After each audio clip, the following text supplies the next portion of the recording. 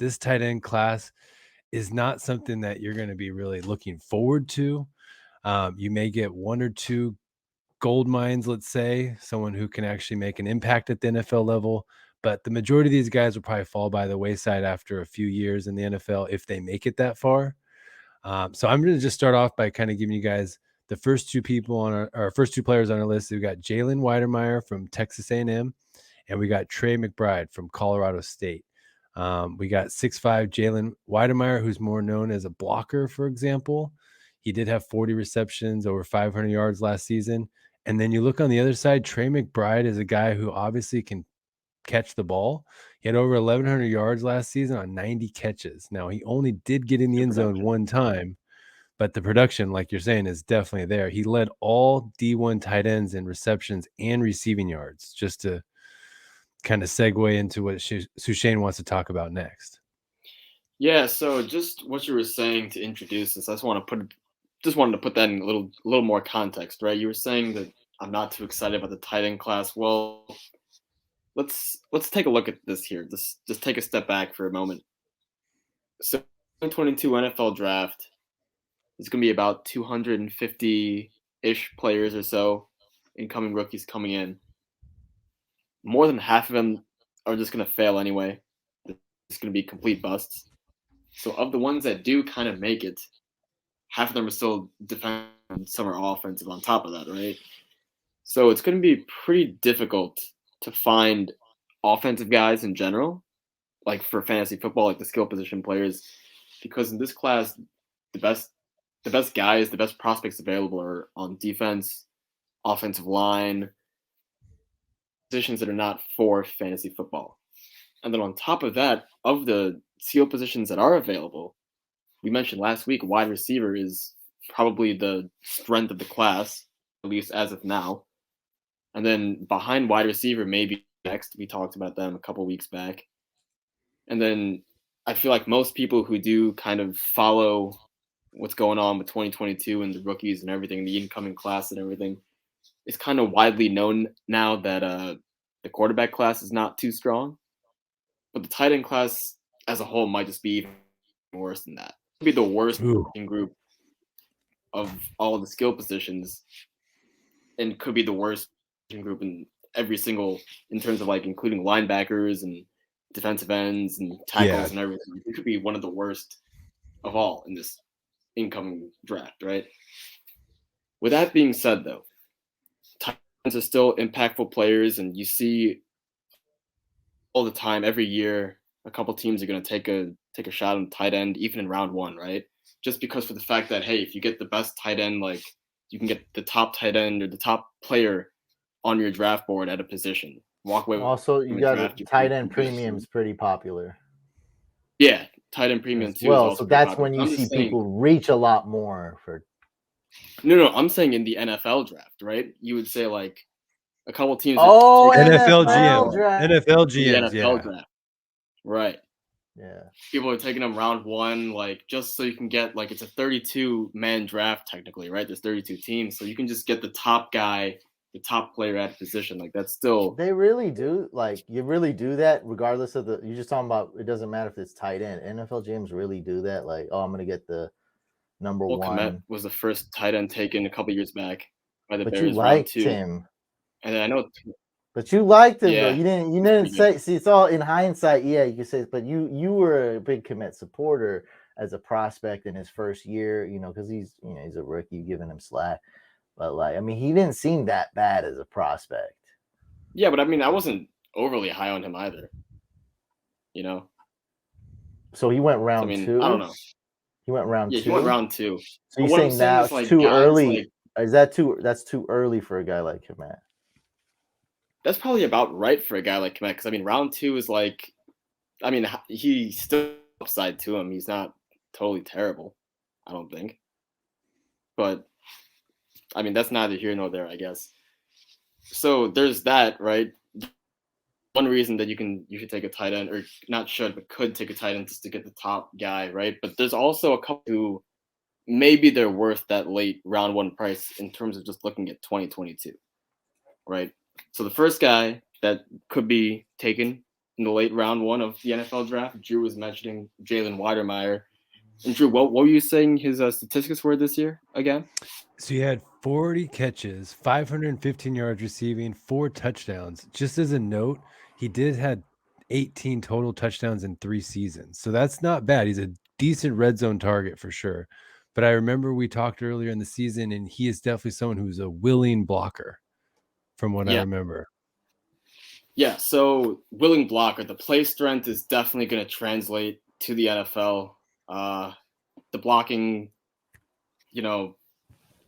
well, there is some refinements that need to be made with his blocking technique, to be honest with you, right? The hand placement needs to improve. And then he makes a lot of mental mistakes, mental errors. And I'm not talking about like flags, right? I'm just talking about like, you're sometimes in the protection scheme, you just cover the wrong guy. Maybe you just miss your man, or you're supposed to go low on him, but you go high and then just use the wrong technique. So a lot of mental mistakes, right? So there's some technical stuff he needs to fix in his blocking game. But in terms of the play strength, should be good, right? In terms of his usage and what I'm thinking he's going to be more of like a possession chain mover, wide slot tight end receiving mainly. And that's more because of, again, like he is a big, kind of freak of nature build, like one of those Njoku type guys, right? I actually compared him to a couple of Bengals tight ends, actually, Drew Sample and Jermaine Gresham, both of whom were, kind of, I mean, they can block, right? But Drew Sample's not that great, but there was a couple of seasons, I know, not last year, but I guess 2 seasons ago, and then Jermaine Gresham back in the day, they were, running routes vertically and all that stuff, right? A couple of weaknesses, though, aside from his blocking, technical, everything like that, right? Below average route runner, and his speed is just kind of average, not that great. In terms of where you're going to take him in your rookie draft, he's probably going to go somewhere in the 2nd round, maybe 3rd round. If I were you, I would probably wait till round 3. Just make sure, like once all of those other guys, like even the tier 2 and like the tier 3, maybe even guy, maybe that's when I'd pounce on Jalen Weidermeier. So then you got Trey McBride. Yeah. Right. So on the other side here, we got Trey McBride. He is a new guy, a high riser, if you will, like a this year type of boom. And just he's burst onto the scene. You want to say that, right? Man, if we're talking about blocking, you guys know George Kittle and how he's like a aggressive maniac type of blocker. That's the same type of blocking. Same type of blocking is here. So there's a lot to be excited there. That's a great combination then. Oh yeah, definitely. But also but also he's got the polished pass catching skills as well. I was going to say, with the receiving skills. Yeah, no, I was just going to add to what you were saying. Yes. Both of those, strong hands, contact balance. He can contort his body and kind of move around. The good ball tracking, that elite flashes that we see, could be interesting, right? So I did compare him kind of again, this is more of like his absolute upside, like, if he just perfect situation, everything works out, the stars align, right? I was thinking he could be like a more lumbery version of like a George Kittle, right? And in terms of what he's going to mean, what he's going to bring to you in fantasy football, I feel like he's kind of similar to Tommy Tremble, right? I told Caps, what I thought of Tommy Tremble last year was either he's going to be a stud, really good, tight end 1 fixture for your dynasty roster or whatever, or just a dud tight end, DUD dud. So that's the same thing with Trey McBride here, right? Either he can be just another roster, space waster, I guess. And then same thing, right? So if he's the guy who's taken late round 1 or early round 2 in the NFL draft, probably take him in the 2nd round. I will say maybe take him in the late 2nd instead of wait for the 3rd, because he does offer a little bit more upside. rather than for Weidermeier, I was just going to say wait for sure round 3. So that's basically these two guys in a nutshell, I would say. Yeah, and I definitely think that you're right. Waiting to the end of round 2 for either one of these guys is the best move to make. Don't get happy or worried about taking a tight end in this class necessarily. If you get the chance and you can take him at the end of round 2 or early round 3, then fire away. What about this? Like, I kind of have a rule: don't really take any rookie tight end if it's not tight end premium in Dynasty. Yeah, I mean, that would definitely be good advice in this class. But I mean, there's also like when you're in round 4, let's say people follow that, right? No one's taking a tight end. Okay, but the chance that one of these two will fall to round 4, give me a percentage. Even just one out of these two.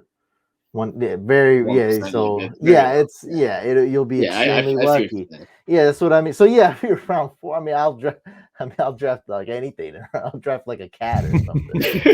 Maybe this animal here. Like, I'll take Drew's cat with the 402. Yeah, you mean the cat? Yeah, he's feisty, man. Remember the black cat in the Cowboys game? Like that dude was. Yeah, like so. It's true. I'll take the Georgia Bulldog. He was falling asleep halfway through the national title game, so I don't know if he can make it a full game. Man, he's just like a spot player.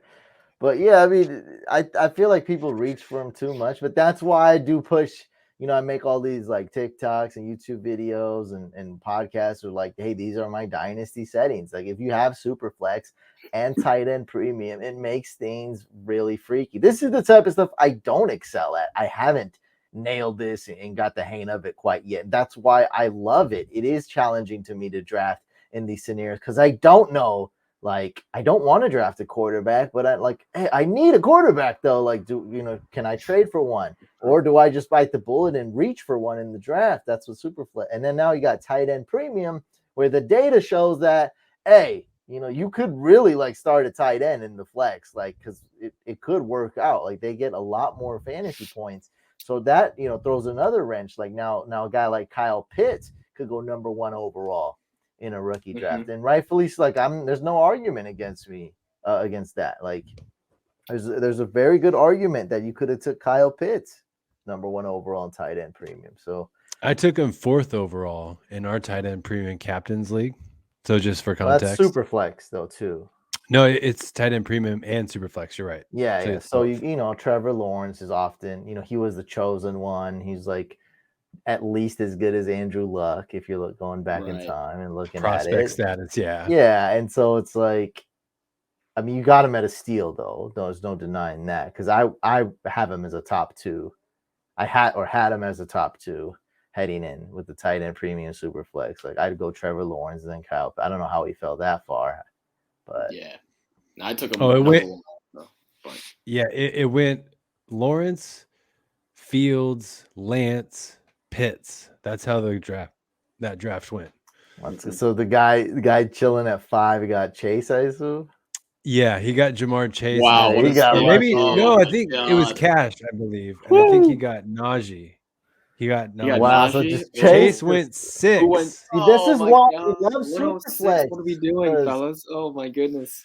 Hey, I'm pretty sure I could go back and check this. I took Lance over Chase, and I'll tell you right, I would have took Najee. No, I'm not saying it would have been right, but